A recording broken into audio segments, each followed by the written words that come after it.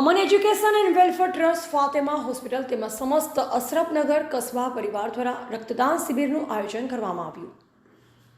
78મા સ્વતંત્ર દિવસની ઉજવણી રૂપે હિંમતનગર રેડક્રોસના સહયોગથી Aman education and welfare trust Fatema hospital તેમજ સમસ્ત અશરફનગર કસ્બા પરિવાર દ્વારા આયોજિત રક્તદાન શિબિરમાં 70 બોટલ બ્લડ આપવામાં આવ્યું।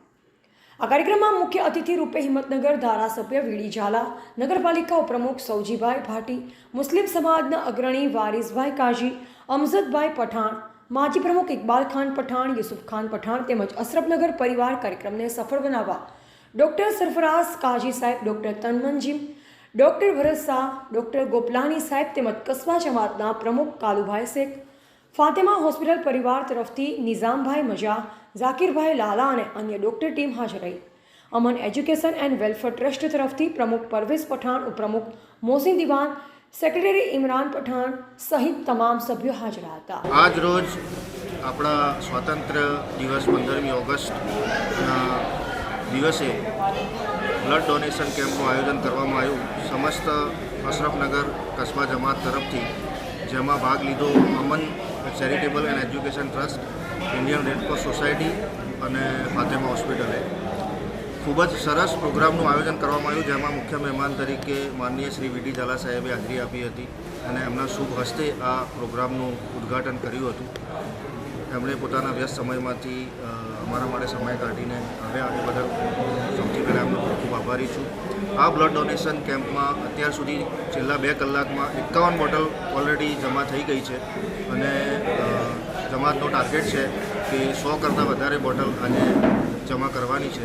આ બ્લડ જરૂરિયાતમંદ ગરીબ દર્દીઓને કે જે લોકો એક્સિડન્ટમાં અથવા પ્રસૂતિમાં ઇમરજન્સી ઊભી થાય એ વખતે એમને જરૂર પડશે અને આ એક ખૂબ જ સારી માનવીય સેવા છે।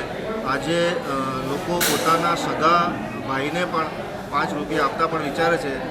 એ સમયમાં, એવા કળિયુગમાં આજે અશરફનગર જમાતના છોકરાઓ પોતાનું બ્લડ સમાજ સેવા માટે, માનવ સેવા માટે, લોકોની જિંદગી બચાવવા માટે આપી રહ્યા છે। કોઈપણ જાતના ધર્મ, જાતિના ભેદભાવ સિવાય આ બ્લડ વાપરવામાં આવશે।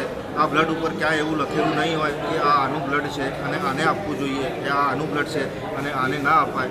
અને આજે આપણા દેશમાં જે માહોલ છે એમાં એકતાનું સર્વોચ્ચ અને આદર્શ ઉદાહરણ આજે જમાતના છોકરાઓએ અહીંયા રજૂ કર્યો છે અને હું સમસ્ત અશરફનગર કસ્બા જમાતને ખૂબ ખૂબ અભિનંદન પાઠવું છું કે આ જ પ્રકારના સારા માનવીય કામો કરીને આજે દેશમાં એકતાનો એક માહોલ ઊભો થાય। આપનું નામ સર? મારું નામ ડૉક્ટર સરફરાઝ કાજી, નવજીવન હોસ્પિટલ, હિંમતનગર।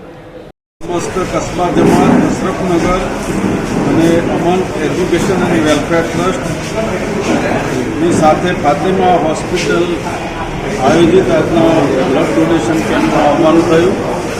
સંસ્થા ઘણા વખતથી આ દર વર્ષે બ્લડ ડોનેશનનું કામ કરે છે અને આજે પણ જેમ કે જે દાતાઓ છે બ્લડના, એ જ રીતે જે આ બ્લડ જે એકત્રિત થશે એ આપણા જિલ્લાના જે આપણી રેડક્રોસ સોસાયટી છે હિંમતનગર, એમાં જે આખા જિલ્લામાંથી જે આવતા જરૂરિયાતમંદ જે દર્દીઓ છે એ દર્દીઓના ઓચિંતી જરૂરિયાત ઊભી થાય તો એ માટે આ સારામાં સારું કામ આવશે।